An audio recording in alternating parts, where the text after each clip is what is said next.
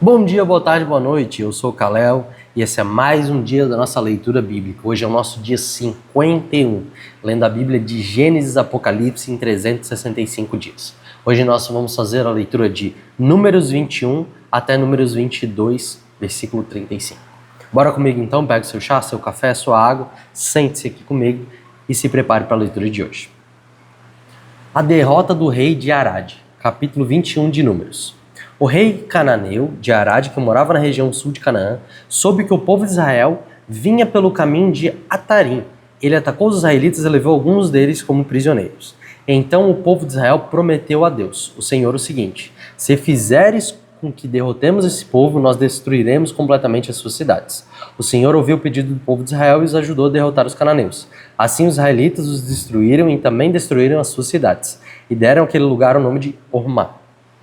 A cobra de bronze. Então os israelitas saíram do Monte Or, pelo caminho que vai até o Golfo de Acre, para dar a volta em redor da região de Edom.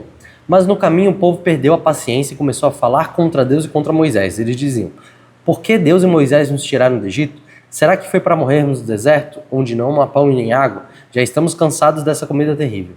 Aí o Senhor Deus mandou cobras venenosas que se espalharam no meio do povo, e elas morderam e mataram muitos israelitas. Então o povo foi falar com Moisés e disse: nós pecamos, pois falamos contra Deus, o Senhor, e contra você. Peça a Deus que tire essas cobras que estão no meio do povo. Moisés orou ao Senhor em favor do povo e ele disse: faça uma cobra de metal e pregue num poste. Quem for mordido deverá olhar para ela e assim ficará puro. E assim ficará curado. Então Moisés fez uma cobra de bronze e pregou num poste. Quando alguém era mordido por uma cobra, olhava para a cobra de bronze e ficava curado. Esse é um momento muito importante de uma tipologia bíblica extremamente cara para nós no Novo Testamento. No Novo Testamento, Jesus ele vai fazer uma alusão direta a essa passagem, dizendo que o Filho do Homem ele deveria ser levantado assim como Moisés levantou uma serpente de bronze no deserto. Primeiramente, a tipologia do bronze na linguagem bíblica é a respeito de juízo, ou seja, daquilo que foi julgado, aquilo que foi lançado em juízo. A gente vai ver que as pessoas que eram mordidas, na verdade, eram as pessoas pecadoras, eram as pessoas que mereciam um juízo. Mas, ao mesmo tempo, essas pessoas que mereciam o juízo de Deus receberam da própria parte de Deus uma forma delas passarem, ou delas serem curadas, ou delas escaparem desse juízo iminente por conta do seu pecado. A grande questão que a gente pode ver aqui é que Jesus ele faz um paralelo direto com a sua obra da cruz a respeito disso. Da mesma forma que Moisés levantou uma serpente de bronze para que pecadores naquela época pudessem ser salvos, da mesma forma Cristo foi levantado na cruz para que nós, pecadores, ao olharmos para Ele, ao crermos nele, ao mantermos os nossos olhos fixos na sua vida e obra, pudéssemos ser curados, pudéssemos ser restaurados, pudéssemos ser redimidos dos nossos pecados e curados da picada da serpente. Uma coisa muito engraçada que a gente também pode fazer um paralelo àquilo que aconteceu no Jardim do Éden. Porque no Jardim do Éden foi a própria serpente, em forma de Satanás em forma de serpente, que veio conversar com Eva, que a fez o quê? Achar que ela estava fazendo alguma coisa que era lícita, que era boa, que não ia acontecer nada, e da mesma forma o povo pecou. E adivinha só, o veneno da serpente iria matar o povo. Pela boca da serpente, o povo iria morrer. O povo ia morrer porque ele foi tocado por aquilo que tem na boca da serpente, que é veneno, que é morte, que é destruição, que é paralisia, todas essas coisas. Mas Cristo Jesus nos oferece o antídoto. Cristo Jesus, com a sua obra, nos oferece a salvação. Cristo Jesus, com a sua obra, esmaga a cabeça da serpente. É isso que era dito para a promessa, o proto-evangelho, que foi anunciado tanto para Eva quanto para Adão, é que um descendente da mulher esmagaria a cabeça da serpente. E esse descendente é Cristo Jesus, que esmaga essa cabeça, que anula o veneno do pecado, que verdadeiramente nos transporta para o seu reino de luz, o reino do Filho do seu amor. Amados, isso é uma coisa muito importante nós percebemos, que desde as primeiras menções do Antigo Testamento até o Novo Testamento, a obra do Evangelho está sendo manifestado. A obra do Evangelho está sendo o quê? Formulada. Nós temos no Novo Testamento a plenitude da mensagem do Evangelho. Mas não é que essa mensagem não ocorria em tempos passados, é que ela ainda estava o quê? Sendo construída de passo em passo, até chegar em João, até chegar em João Batista, que anunciou em primeira mão o Evangelho. E logo em seguida Cristo propagou, continuou e deu a total extensão e profundidade na mensagem do Evangelho. Cristo é o próprio Evangelho. Cristo é a boa nova de Deus que faz com que nós, pecadores, sejamos salvos. Amém? Vamos continuar aqui.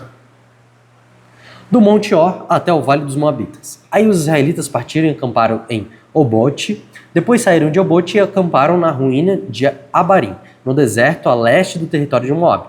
E partiram dali e acamparam no Vale de Zered. Dali eles saíram e acamparam na margem do rio Arnon, no deserto que vai até o território dos amorreus. O rio Arnon é a divisa do território de Moabe com os amorreus. É por isso que o livro das batalhas do Senhor Deus diz: a cidade de Vabe, na região de Sufá, e os vales, o rio de Arnon, e a descida dos vales que vão até a cidade de Ar, na direção da fronteira com Moabe. Dali eles foram para um lugar chamado Ber, onde o Senhor disse a Moisés: reúna o povo e eu darei água a todos. Então o povo de Israel cantou essa canção: o poço faz brotar água, e nós a saudaremos com uma canção. Este poço foi cavado pelos líderes, foi aberto pelos chefes do povo, com os seus bastões de comando e os seus bordões. Do deserto eles foram para Mataná, de Mataná foram para Nailéu, de Nailéu foram para Bamote, e de Bamote para o vale que fica no território de Moabe, abaixo do pico de Pisga, de onde há vista o deserto. A vitória contra Seom e Og. Então o povo de Israel mandou mensageiros para dizerem a Seom, o rei dos amorreus, o seguinte: deixe-nos passar pelo seu país, não passaremos pelos campos, nem pelas plantações, não beberemos água dos poços, caminharemos somente pela estrada principal até sairmos do seu país. Porém Seom não deixou que o povo de Israel passasse pelo seu país. Pelo contrário, ele reuniu toda a sua gente e saiu para enfrentar o povo de Israel no deserto. Seom foi até Jaza e combateu contra os israelitas. Mas na batalha eles mataram a espada muitos amorreus e tomaram a terra deles, desde o rio Arnon até o rio Jaqueboque. Já na fronteira com o país de Amon, na qual havia muralhas, assim os israelitas tomaram todas as cidades dos amorreus e ficaram morando nelas, isto é, em Esbom e nos povoados que ficavam ao seu redor. Esbom era a cidade onde morava Seom, o rei dos amorreus. Ele tinha lutado contra o antigo rei moabita que havia tomado toda a terra até o rio Arnon. E por isso que os poetas dizem assim: venham a Esbom, a cidade do rei Seom. Ela será construída de novo, a cidade de Seom será bem construída. Pois saiu o fogo de Esbom, saiu uma chama da cidade do rei Seom. O exército foi o fogo que destruiu a cidade de Ar, em Moab, e devorou os montes no alto de Arnon. Ai de vocês, moradores de Moab, adoradores do deus Quemos, vocês estão perdidos. O seu Deus deixou que os seus soldados fugissem e que as suas filhas fossem entregues para serem escravas de Seom, o rei dos amorreus. Mas agora acabou o poder de Esbom até Dibom, tudo está destruído. Nofá está em ruínas e o fogo chegou até Medeba. Assim os israelitas ficaram morando na terra dos amorreus. Depois Moisés mandou gente para espiar a cidade de Jazer. Em seguida conquistaram os povoados que ficam ao redor de Jazer e expulsaram todos os amorreus que moravam ali. Então os israelitas voltaram e subiram pelo caminho de Bazã. E Og, rei de Bazã, saiu para atacá-los em Edrei. O Senhor Deus disse a Moisés: não tenha medo deles, pois vou entregar nas suas mãos o rei, o povo a sua terra, e deverá fazer com ela o mesmo que fez com Seom, o rei dos amorreus que habitava em Esbom. Assim os israelitas mataram Og, os seus filhos e todo o seu povo, e não escapou ninguém, e tomaram a terra deles. Capítulo 22. Balaque envia mensageiros a Balaam. Os israelitas partiram e acamparam nas planícies de Moab, a leste do rio Jordão e na altura de Jericó, que ficaram do outro lado do rio.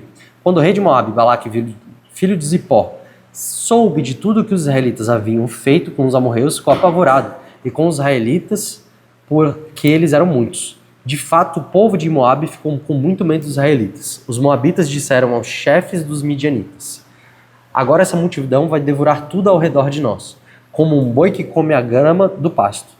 Então o rei Balaque mandou chamar Balaão, filho de Beor, que estava em Petor, perto do rio Eufrates, no território de Amava. Os mensageiros foram dizer o seguinte a Balaão: um povo inteiro saiu do Egito. Está espalhado por toda a terra e agora veio morar perto de mim. Eu lhe peço que venha logo amaldiçoar esse povo, pois eles são mais poderosos do que eu. Talvez assim eu possa derrotá-los e expulsá-los daqui.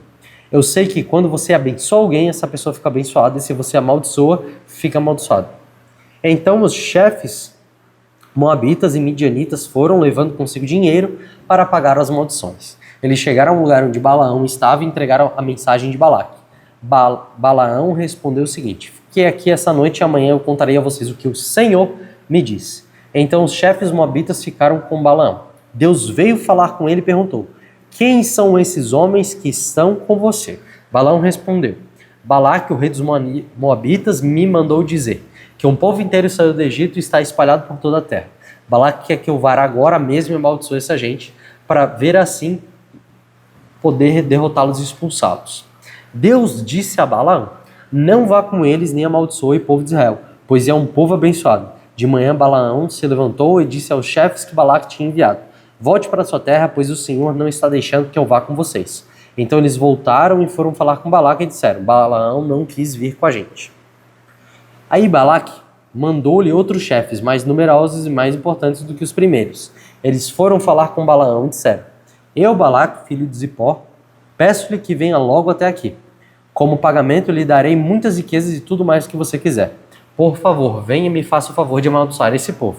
Então Balaão respondeu: mesmo que Balaque me desse todo o ouro e toda a prata do seu palácio, eu não poderia fazer coisa alguma, grande ou pequena, que fosse contra as ordens do Senhor meu Deus.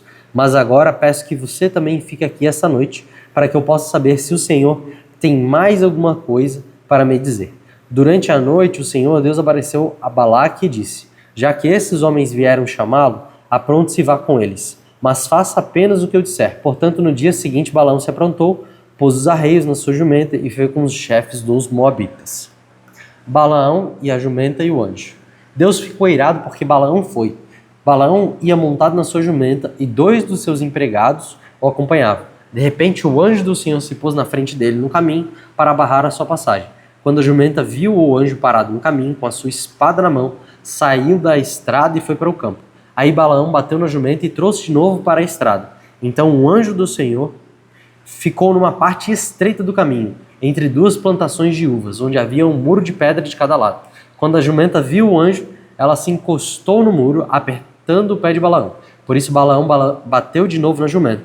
Depois o anjo do Senhor foi adiante e ficou num lugar mais estreito ainda, onde não havia jeito de se desviar nem para a direita nem para a esquerda.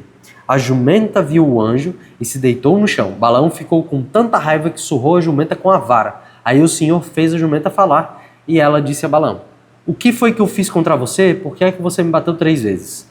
Ele respondeu: foi porque você caçoou de mim. Se eu tivesse uma espada na mão, mataria você agora. Então a jumenta disse a Balaão: por acaso não sou sua jumenta, em que você tem montado toda a sua vida? Será que tem o costume de fazer isso com você? Não, respondeu ele. Aí o Senhor Deus fez com que Balaão visse o anjo que estava no caminho com a espada na mão. Balaão se ajoelhou e encostou o rosto no chão. O anjo do Senhor disse: por que você bateu 3 vezes na jumenta? Eu é que vim como se fosse seu inimigo para fazer você voltar, pois você não deveria estar nessa viagem. Mas a sua jumenta me viu e se desviou 3 vezes de mim. Se ela não tivesse feito, eu já teria matado você, e ela teria ficado viva. Então Balaão disse ao anjo: pequei, não sabia que o Senhor estava no caminho para me fazer parar. Porém, se agora o Senhor acha que não devo continuar a viagem, eu voltarei para casa. O anjo respondeu: vá com esses homens, mas você falará somente aquilo o que lhe disser. Assim Balaão foi com os chefes enviados por Balaque. Essa foi a nossa leitura de hoje. Um grande adendo que a gente vai fazer a respeito de Balaão. Balaão é um falso profeta. Mas a gente já pode perceber, nos primeiros momentos que Balaão apareceu, que ele era uma pessoa que conhecia o Senhor. Ele era uma pessoa que conhecia a Deus. E não só conhecia, mas ele falava com ele. Ele se comunicava com ele.